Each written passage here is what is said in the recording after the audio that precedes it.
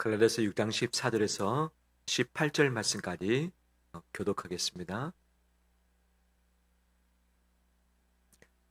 그러나 내게는 우리 주 예수 그리스도의 십자가 외에 결코 자랑할 것이 없으니 그리스도로 말미암아 세상이 나를 대하여 십자가에 못 박히고 내가 또한 세상을 대하여 그러하니라.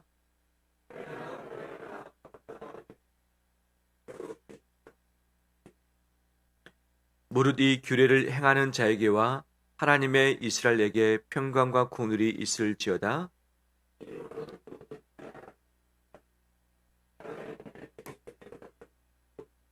같이 읽겠습니다. 형제들아, 우리 주 예수 그리스도의 은혜가 너희 심령에 있을지어다. 아멘. 오늘은 종료주일로 지킵니다. 예수께서 고난 당하시기 위해서 예루살렘 성에 입성하시는 날, 종로가지를 들고서 호산나 다윗의 자손이여라고 하면서 외쳤던 것을 다시 기억을 하는 것이죠. 오늘도 주의 이루하심과 은혜가 우리 가운데 있길 간절히 소망합니다. 서로 옆에 분을 축복할까요? 축복합니다. 사랑합니다.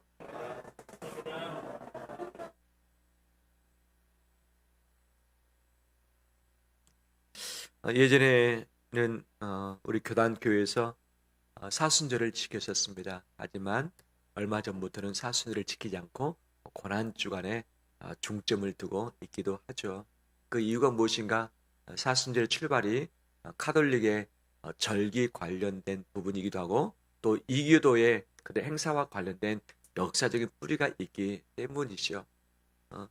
아무튼 이 시작은 금육한다. 40일 동안 주님이 금식하셨던 것처럼 육고기를 먹지 않는다고 해서 정했던 것인데, 이 사순절 전에 사육제를 가지기도 했었죠. 즉 고기를 마음껏 먹을 수 있는 기간을 3일 또는 7일 동안 가졌고, 또 그 기간에 카니발이라는 축제도 같이 했었죠.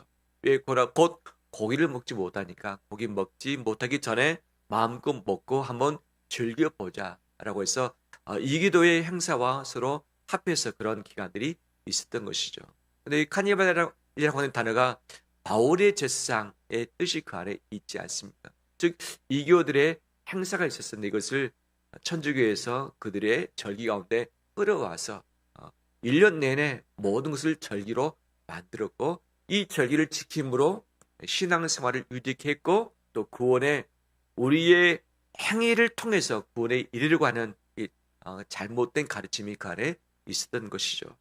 이것을 알았던 이 루트와 칼빈 종교개혁자가 오직 말씀으로 돌아가야 한다. 우리는 믿음으로 구원을 받게 된다. 어떤 형식 절기가 아니라 오직 믿음이다 라고 해서 성경을 붙들었던 것이죠. 그래서 종교개혁자들은 사순절 및 또 다른 성경에서 말하고자 하는 모든 예시들을 정리하고 오로지 예수 그리스도가 중심일 수 있도록, 또 믿음이 우리의 핵심일 수 있도록 가르쳤던 것이죠. 근데 이 우리의 개신교에서 사순절을 지키지 않았었는데 언젠가부터 다시 한국교회가 지키기 시작을 했었던 거죠. 왜 그런가? WCC, 우리 세계 교회 연합인데 에큐메니칼 운동을 했죠. 그래서 모든 교회가 서로 하나 되자. 취지는 좋지만 종교의 연합을 꾀했던 것이죠. 특히 천주교가 요즘 계속 주창하고 있는 것이 무엇이냐면 종교의 연합입니다. 종교다원주의를 인정하고 나가면서 우리 안에 구원도 있고 이슬람교, 그다음에 힌두교, 불교에도 구원이 다 있다. 서로 종교는 다르지만 꼭대기는 다 올라갈 수 있다. 우리가 서로 연합하자라고 했었고, 우리 개신교하고 서로 연결하기 위해서 WCC라는 단체를 서로 포섭을 했었던 것이죠.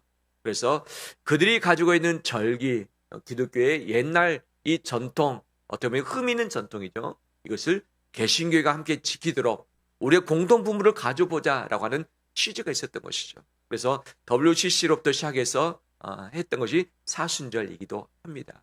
어떻게 보면 출발이 이기도의 출발이 있었고, 또 너무나도 예수 그리스도의 고난에만 집중한다.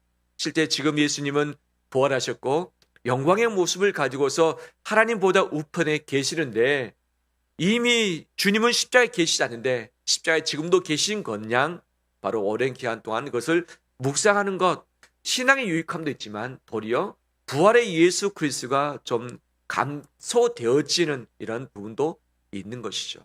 그래서 교단 차원에서 천주교의 그런 전통의 바로 그 부분들을 다시 걷어내고 우리 개신교회가 주창하는 바로 십자가와 부활의 핵심, 이 복음을 다시 붙들자에 의해서 우리 복음주의의 교단들이 이 부분을 지키지 않기로 지금 하고 있는 것이죠.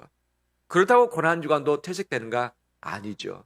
한 주간이지만 예수 그리스도의 고난을 깊이 묵상하면서 나를 돌아보고 죄를 제거하고 깨끗함으로 부활절을 맞이하는 것이 근본된 의미 아니겠습니까? 오늘이 종로질 이번 주가 고난주간인데 함께 예수 그리스도의 십자가를 깊이 묵상하면서 우리를 정결케 하고 부활주를 맞이하는 우리 되길 주의 이름으로 축원합니다. 우리가 쓰고 있는 거의 모든 제품들은 로고가 새겨져 있고 그 다음에 라벨링이 되어 있습니다. 언제 생산됐는지, 누구에 의해서 만들어졌는지, 그 다음에 어느 나라에서 이것을 생산했는지를 이야기를 하고 있는 것이죠. 책을 봐도 저자가 누구인지, 출판사가 어딘지를 분명히 명시를 했습니다. 우리가 입고 있는 옷 라벨이 다 달리지 않았습니까?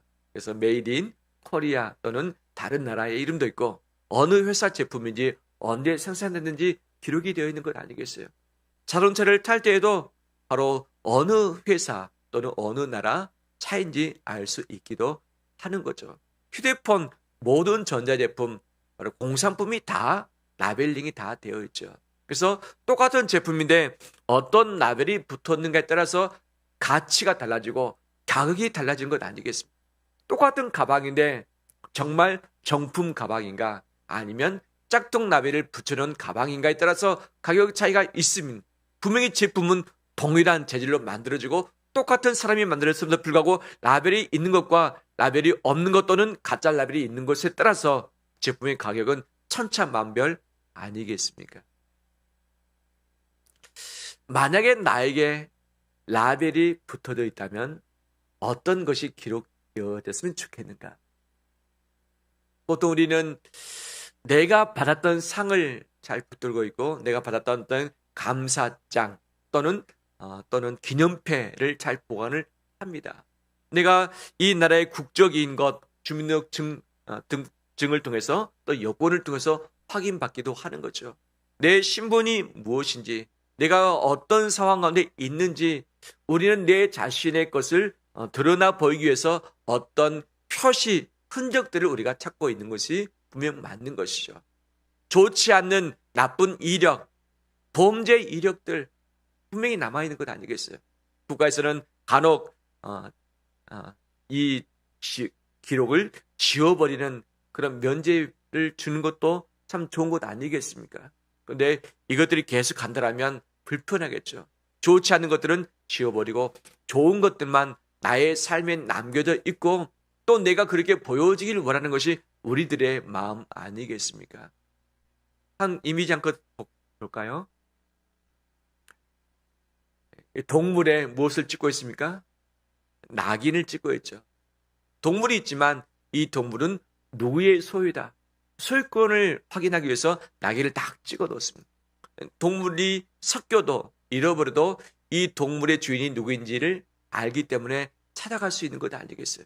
한번 낙인을 찍으면 다른 사람이 낙인을 찍을 수 없습니다.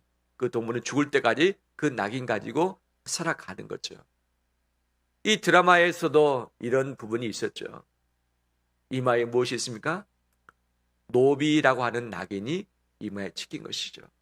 한번 찍히면 죽을 때까지 평생 이것을 가지고 가는 것 아니겠습니까? 본래 신분이 노예이지 않았는데 어떤 사정 때문에 노예로 전락을 했을 때 도망가지 못하도록 평생토록 그 노예로 살아가도록 이마에다가 표시를, 흉터를 남기게 하는 거죠. 그의 인생은 어떻겠습니까? 그를 바라보는 우리나라 이 선배들은 어떤 대우를 했을까요? 분명히 노예, 천박한 신분의 대접을 했을 것이고 어디 가든지 욕을 얻을 수밖에 없는 인생으로 살아갈 수밖에 없었겠죠. 오늘 본문에 바울이 이 흔적에 대해서 이야기를 하고 있습니다. 흔적은 낙인이라고 또 이야기를 하는 거죠.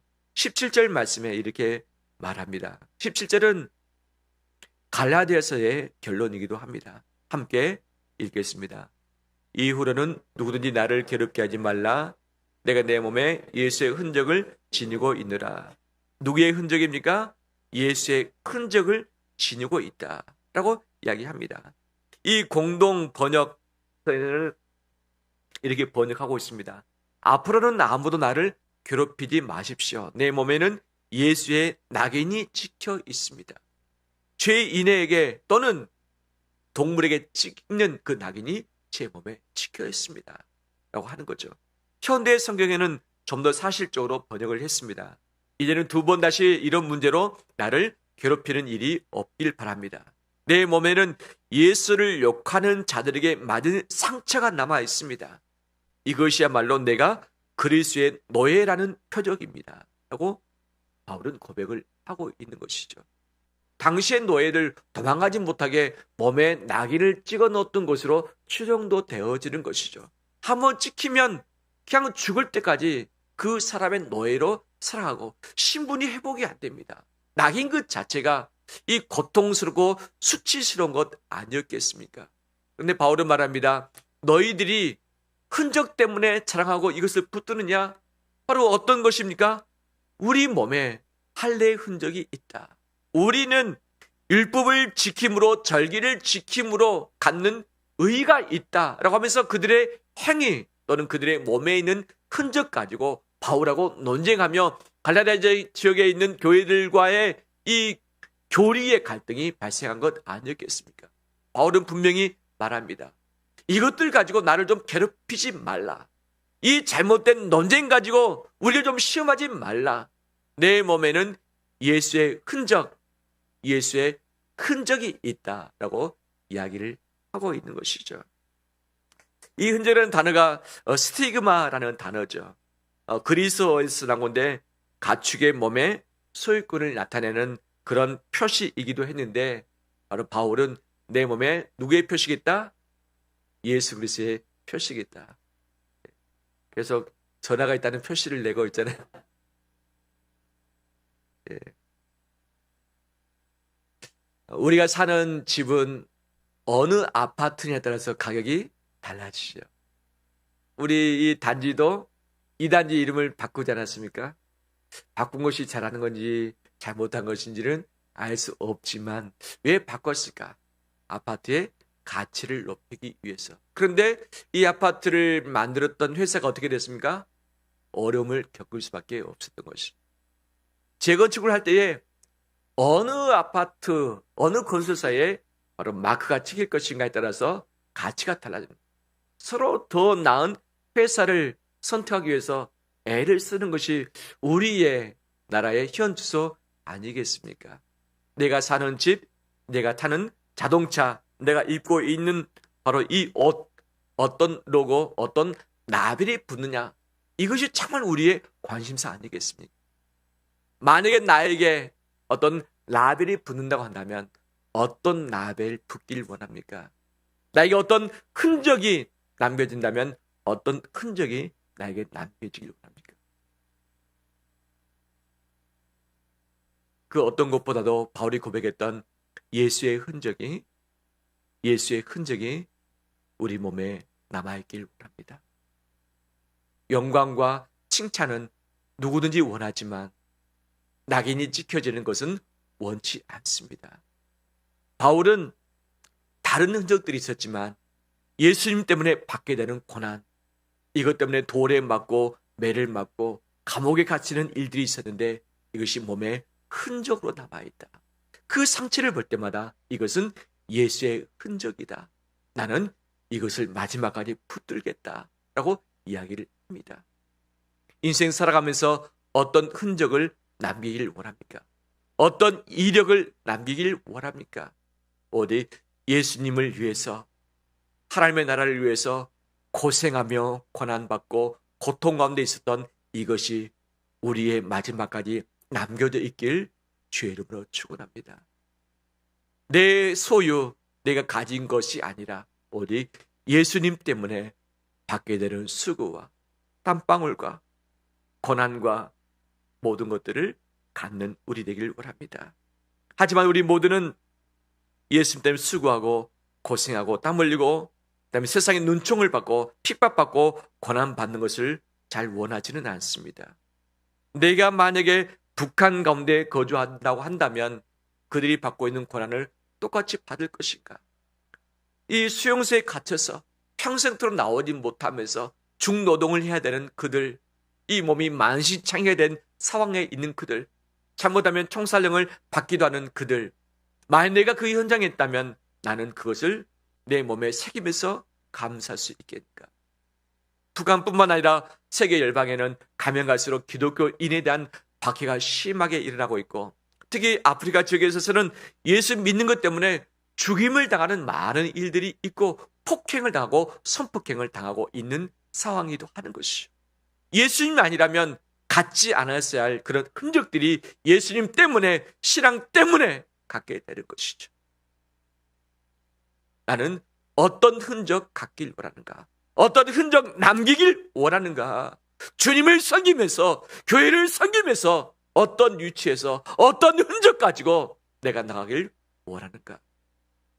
영광과 칭찬과 인정보다 예수님 때문에 받는 고난과 수고와 땀방울과 그런 어려움의 흔적들이 내 안에서 사라지지 않기를 주의 이름으로 축원합니다. 두 번째, 14절에 바울은 이렇게 말하고 있습니다. 그러나 내게는 우리 주 예수 그리스도의 십자가 외에 결코 못할 것이 없으니 자랑할 것이 없으니라고 이야기를 하고 있는 것이죠. 나의 자랑은 오직 십자가밖에 없다라고 말합니다. 그때 당시에 십자가는 수치스러운 상징이었습니다. 즉 가장 극악한 죄를 지었던 자가 십자가형을 받았기 때문에 본인뿐만 아니라 남겨진 가족도 역시 내 가족 중에 십자가형을 받았다면 온 가문이 그냥 완전히 몰락하는 수준이었던 것이죠. 사람들에게 욕을 얻어먹었던 그런 수치와 곤욕이 십자가 형틀이었던 것이죠. 사람들은 말 언급하기도 싫어했고 이것과 연루되기도 싫어했고 피했었던 것이 그때 당시에 십자가의 표징이었던 것이죠. 너희들은 무엇을 자랑하느냐? 너희들은 무엇을 자랑하느냐? 자기 몸의 행위와 몸의 표식을 자랑하지만 나는 예수 그리스도의 십자가 외에 자랑할 것이 없다. 오직 나의 자랑은 예수님의 십자가다라고 바울은 고백을 합니다. 정말 바울은 십자가 외에 자랑할 것이 없었는가? 아니었습니다. 바울은 당시 최고의 엘리트 그런 부리에 속했던 사람 아니었겠습니까? 그는 이 태어나자마자 할례를 받은 자였고 베냐민 지파의 사람이었고 로마 시민권을 이미 획득한 사람이었고 가말리엘 문화에서 최고의 율법 교육을 받았던 자였고 바리새인 중에 바리새인, 정통적인 바리새인이었고 그 다음에 율법으로는 흠이 없이 모든 율법을 지키고자 애를 썼던 자였고 이 율법 외에 예수 그리스도를 믿는 자들, 교회를 핍박하는 데 앞장서서 정말 열정을 가지고 있었던 자가 바울이었습니다. 자기의 자랑을 한다면 이 모든 것들을 자랑할 수 있다. 하지만 나는 그 모든 것들을 부산물로 여기느라, 찌꺼기로 여기느라 오직 나의 자랑은 십자가밖에 없다라고 그런 고백을 하고 있습니다. 우리의 자랑도 십자가밖에 없는 줄 믿습니다. 그런데 요즘 나는 어떤 자랑을 하고자 원합니까? 내 자녀를 이야기할 때에 어떤 부분을 말하며 내 집을 이야기할 때, 내 직장 말할 때, 내 인생을 말할 때 어떤 것을 많이 말하길 원합니까? 십자가보다는 내가 행했던 어떤 내 수고, 내 노력, 내 영광, 내 칭찬, 내가 잘 나가는 것, 잘 되어지는 것, 남보다 더 바로 돋보여지는 것들이 우리의 바로 모습들 아니겠습니까? 인간으로서 당연한 부분이죠. 하지만 이것들보다도 십자가가 우리의 자랑되길 주의 이름으로 축원합니다. 십자가는 나의 모든 더러운 죄를 깨끗하게 씻기는 능력입니다. 십자가는 나를 죄에서 해방하신 능력입니다. 십자가는 죄인을 의인으로 바꾼 능력입니다. 십자가는 하나님의 은혜이며 그분의 사랑의 표시입니다. 십자가는 내 인생의 영혼을 바꿔놓은 힘이기도 합니다. 십자가는 천국을 우리에게 보장해 준 그 보장 계약의 도장이기도 합니다. 십자가는 회복입니다. 십자가는 위로입니다. 십자가는 치료입니다. 십자가는 생명입니다. 십자가는 용서입니다. 용납입니다. 용서받지 못할 내용이 없습니다. 그 십자가가 우리의 모든 죄가를 다 제거하시고 우리에게 의를 허락하셨고 바로 생명을 허락을 해 주셨습니다. 할렐루야. 이 십자가가 우리의 자랑인 줄 믿습니다. 지난주에 이 예배당에 좀 불편한 일들이 좀 발생을 했어요. 수요일 저녁 예배를 드리고 있는데 막 물이 막 떨어지는 천장에서 비가 오느라더니 빗소리가 아니라 물소리였습니다. 다 헬스를 뜯고서 봤더니 파이프가 새고 있었던 것이죠. 그래서 우선 응급조치를 해놓고 나서 또 다시 확인을 했는데 금요일 새벽에 새벽기도 마치고 기도를 하는데 또 막 물이 막 떨어지는 거예요. 다 뜯고서 또 다시 업자를 불렀습니다. 근데 오니까 물이 또 안 새는 거예요. 물이 또 다 말랐습니다. 아마 뭔가가 막혔다가 떨어졌기 때문에 물이 지금 새지 않는 것으로 그냥 판단하고 가버렸어요. 토요일 날 오전이 됐습니다. 이제 물이 더 많이 새는 거예요. 줄줄 새고 바닥도 물이 흥건하고 이 물이 이 생수가 아니라 좀 생수가 아닌 물이었던 것이죠. 그래서 또 다 뜯었습니다. 뜯고서 어디가 원인인가? 원인을 찾아야지만 이 고쳐내는 것 아니겠어요? 와서 찾는데 잘 못 찾았습니다. 그래서 이 내시경 장비를 가지고 이 하수구에 파이프에 넣어가지고 다 이것을 확인을 했던 것이죠. 봤더니 막혀있는. 이 건물이 세워진 지 한 9년 정도 되고 있는데 그동안 썼던 것들이 막혀있는. 왜 막혔는가 보니까 이 본래 파이프를 다 했는데 추가 공사를 하면서 이 파이프에다가 다른 것을 끼워 넣는 거예요. 살짝 끼워야 하는데 깊이 끼워 넣다 보니까 안에 파이프가 작은 파이프로 막아버리고 통로가 좁아진 것이. 근데 그 파이프 하나만 있는가 파이프 두 개가 그 안에 심겨진 것이. 그래서 구조적으로 아래로 좁아졌고 이 건더기들이 나가다가 이것이 막혔고 쌓였고 이 쌓이다 보니까 이것이 너무 압력이 돌출돼서 그냥 2층 천장에서 그냥 이것이 쏟아져 버린 것 아니겠어요? 속에서 7, 8년, 9년 묵혔던 것들이 다 나왔습니다. 냄새가 지독했고 이것을 수리하신 그 사랑님뿐만 아니라 우리 교육자들 다 어물을 뒤집어쓰기도 했었던 것이죠. 뚫기도 쉽지 않았습니다. 너무 오래됐기 때문에 또 구조적으로 너무 좁았기 때문에 내시경을 넣었다가 또 이 드릴을 작은 걸 넣었다가 큰 걸 넣었다가 또 이 흡입할 수 있는 이 펌프를 넣어가지고 계속 했는데 한 5시간 걸렸어요. 지금은 다행히 뚫었습니다. 할렐루야. 깨끗하게 다시 치웠고 냄새 나지 않도록 환기를 다 시키고 했습니다. 우리 권사님들 새벽에 막 이 물 걸려 가지고 막 다 막 이게 닦기도 하고 또 막 젖었던 것도 또 말리기도 하고 그랬었죠. 또 교육자들 또 수고를 했었고 우리 어린이들이 자기의 흔적을 드러내고 있습니다.